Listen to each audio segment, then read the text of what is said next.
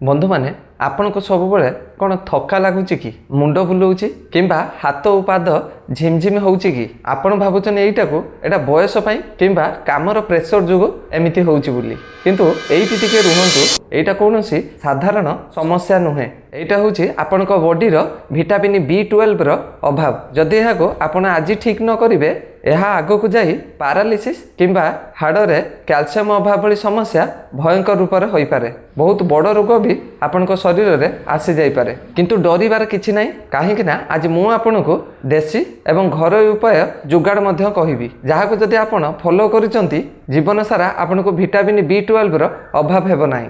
भिडियोटी को शेष पर्यंत देखंतु बंधु माने आमे हेलु उड़िया लोक आमे भात डाली खाई कष्ट करिबा जानिचु हेले जदि आजिकाली काहाको पचारिबे सेमाने कहउचंती मोर देह हाथ बिंधा बिंधी होउची राति रे सेमाने को ठीक भाबे निद हेउ नाही जदि सेमाने किछि भी काम करूचंती तांको थक्का बा हल्का हालिया भली लागुची आम पूर्व पुरुष लोक माने दिन सारा खरारे काम करंती आ तांको किछि मध्य हेउ नथिला हेले आमे तो सब बेले छाई किंबा घर भितरे रहिताउ ता सत्ते मध्य आमको विटामिन B12 रो अभाव होता है यही विटामिन B12 कथा कहले तो सरीला एईटा एमिति एक विटामिन आम ब्रेन रो रक्त तैयारी पई सबुठारु दरकारी जदि एईटा कमिला तेबे आपण को मने रखिबार शक्ति कमी जिवो मुंडरे अजब प्रकार झिमझिम हेबो आ आपण को लागिवो किए छुंची फुडी दउची कि कोन आ जेते इंजेक्शन मेडिसिन नेले मध्य सेईटा काम दिए नाही जदि आपण निजे खाइबा पीबा ठीक न रखिबे विटामिन D रो अभाव हेले आपणकर हाड़ कटकट होई शब्द हेबो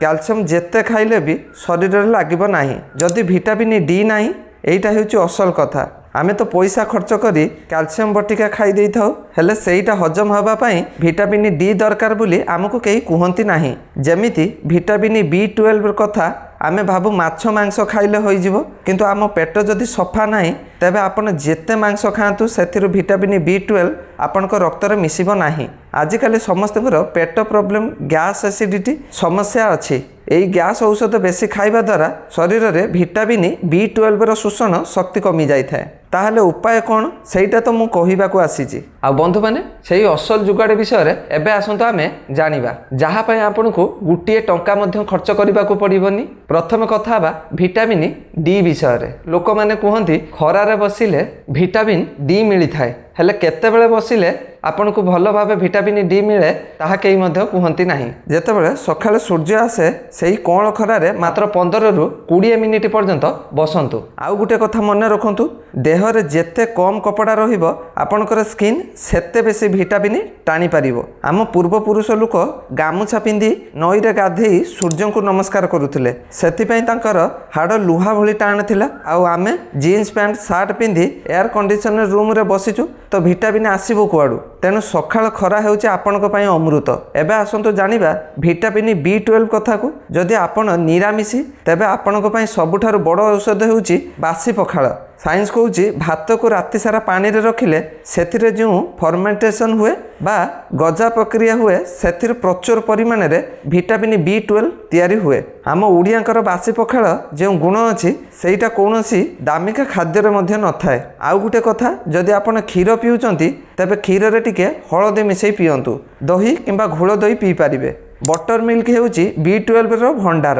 प्रतिदिन दीपर गुटिए ग्लास घोल दही अल्प टिके बीट लुण बा कला लुण आउ टिके जीरा गुंड मिसई पियंतु एईटा केवल आपण को विटामिन देबनी आपण को हजम शक्ति को एमिति बढ़ाई देबो जे आपण पत्थर खाइले मध्य हजम होई जिवो किंतु सावधान जदि आपण बेसी चाहा किंबा कॉफी पिउचंती तबे आपण जेते भलो खाइले भी शरीर सेतिर विटामिन टाणी पारे नाही चाहा कॉफी पीबा टिके कम करंतु आउ ता बदल रे ताजा फल किंबा पौड़ पानी पीबार अभ्यास करंतु हाँ आउ एक गुरुत्वपूर्ण कथा है अंकुरित मुग बा गजा मुग सकाळु खाली पेटरे गुटाए मुठे खाआंतु गजा मुग खाइबा अभ्यास करंतु एथिरे एमिति शक्ति अछि जे आपन को 7 दिन भितरे एहार फरक जना पड़िबो आपण शरीर रे नुआ रक्त तैयारी हेबो एवं शरीर फुर्ती लागिबो बुझिले तो एबे ଆପଣ ଭାବୁଥିବେ ଏଇ ସବୁ ନିୟମକୁ କେମିତି କରିବେ ଆଉ କେଉଁ ସମୟରେ କ'ଣ ଖାଇଲେ 100% ଆପଣଙ୍କୁ ଭଲ ରେଜଲ୍ଟ ମିଳିବ ସେଇଟା ମୁଁ ଆଗକୁ କହିବି। ଏବେ ଆପଣ ପଚାରିବେ ଆଜ୍ଞା ସବୁ ତ କହିଲେ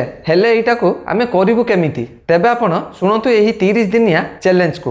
ଯଦି ଆପଣ ଏହାକୁ ଗୋଟିଏ ମାସ ନିୟମିତ ଭାବେ କରିବେ ତେବେ ଆପଣ ବ୍ଲଡ୍ ରିପୋର୍ଟ ଦେଖି ମଧ୍ୟ ଆଶ୍ଚର୍ଯ୍ୟ ହୋଇଯିବେ। ପ୍ରଥମ ରୁଟିନ୍ ହେଲା ସକାଳୁ ରୁଟିନ୍। ଉଠିବା ମାତ୍ରେ ପ୍ରଥମେ 2 ଗ୍ଲାସ ଉଷୁମ ପାଣି ପିଅନ୍ତୁ।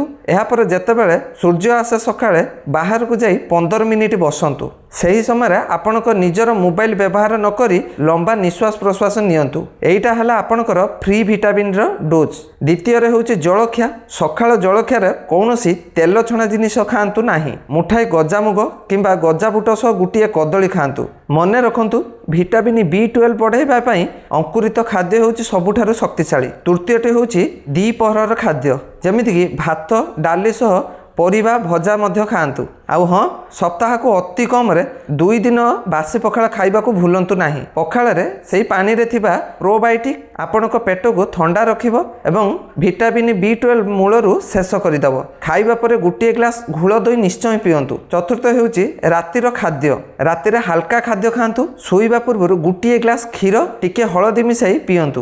ଏହା ଆପଣଙ୍କ ଶରୀରର କ୍ୟାଲସିୟମ ଏବଂ ଭିଟାମିନ୍ ସଠିକ୍ ସମ୍ବନ୍ଧୀୟ ରଖିବ। ଆଜ୍ଞା ଦେଖନ୍ତୁ, ସ୍ୱାସ୍ଥ୍ୟ ହିଁ ସବୁଠାରୁ ବଡ଼ ସମ୍ପତ୍ତି। ଆମେ ଦିନ ସାରା ଟଙ୍କା ପଛରେ ଗୋଡ଼େଇଥାଉ, ହେଲେ ଯଦି ଶରୀର ସାଥ ଦେବନି ତେବେ ସେ ଟଙ୍କା କେଉଁ କାମରେ? ଏହି ଛୋଟ ଛୋଟ ପରିବର୍ତ୍ତନ ଆପଣଙ୍କୁ ଏକ ନୂଆ ଜୀବନ ଦେଇପାରେ। ଆଜିଠୁ ହିଁ ଏହାକୁ ଆରମ୍ଭ କରନ୍ତୁ ଏବଂ ପରିବାରର ଅନ୍ୟ ସଦସ୍ୟମାନଙ୍କୁ ବି ଏହି ବିଷୟରେ ଜଣାନ୍ତୁ। ଆଶା କରୁଛି ଆଜିର ଏହି ଭିଡ଼ିଓଟି ଆପଣଙ୍କୁ ନିଶ୍ଚୟ ଭଲ ଲାଗିଥିବ। ଯଦି ଏହି ଭିଡ଼ିଓଟି ଆପଣଙ୍କୁ ଭଲ ଲାଗିଛି ତେବେ ଆପଣଙ୍କ ପରିବାର ବା ବନ୍ଧୁବାନ୍ଧବମାନଙ୍କ ସହ ସେୟାର କରନ୍ତୁ। ଆଉ ଏମିତି ଘରୋଇ ଉପଚାର ଏବଂ ଆୟୁର୍ବେଦିକ ଟିପ୍ସ ପାଇଁ ଆୟୁର୍ବେଦିକ ଲାଇଭ୍ ଓଡ଼ିଆକୁ ଏବେ ହିଁ ସବସ୍କ୍ରାଇବ୍ କରି ରଖନ୍ତୁ। ଆଉ ପାଖରେ ଥିବା ବେଲ୍ ଆଇକନ୍କୁ ମଧ୍ୟ ଦବାଇ ଦିଅନ୍ତୁ। ଯଦି ଆପଣଙ୍କର କୌଣସି ପ୍ରଶ୍ନ ଥାଏ ତେବେ କମେଣ୍ଟରେ ନିଶ୍ଚୟ ପଚାରନ୍ତୁ।